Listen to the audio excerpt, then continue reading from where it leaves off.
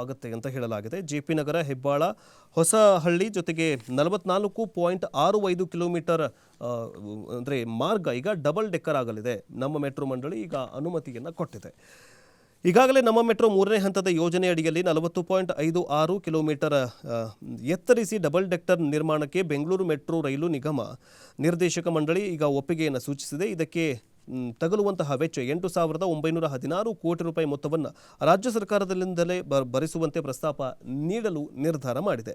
ಈಗಾಗಲೇ 2ನೇ ಹಂತದ ಆರ್ವಿ ರಸ್ತೆ ಬೊಮ್ಮಸಂದ್ರ ಸಂಪರ್ಕಿಸುವಂತಹ ಹಳದಿ ಮಾರ್ಗದಲ್ಲಿ ಸೆಂಟ್ರಲ್ ಸಿಲ್ಕ್ ಬೋರ್ಡ್ನಿಂದ ರಾಗಿಗುಡ್ಡದವರೆಗೆ ಬೆಂಗಳೂರಿನ ಮೊದಲ 3 ಕಿಲೋಮೀಟರ್ ಡಬಲ್ ಡೆಕ್ಕರ್ ನಿರ್ಮಾಣ ಆಗಿದ್ದು, ಈಗ 44.65 ಕಿಲೋಮೀಟರ್ವರೆಗೆ ಡಬಲ್ ಡೆಕ್ಕರ್ ಮಾಡುವಂತಹ ಒಂದು ಪ್ರಸ್ತಾಪ ಇತ್ತು. ಅದಕ್ಕೆ ಸರ್ಕಾರವೂ ಕೂಡ ಓಕೆ ಅಂತಿದೆ. ಬಟ್ ನೋಡಬೇಕು ಇನ್ನು ಮುಂದೆ ಏನಾಗುತ್ತೆ ಅಂತ, ಯಾವಾಗ ಈ ಡಬಲ್ ಡೆಕ್ಕರ್ ಆಗುತ್ತೆ ಅಂತ ಕಾದು ನೋಡಬೇಕಾಗಿದೆ.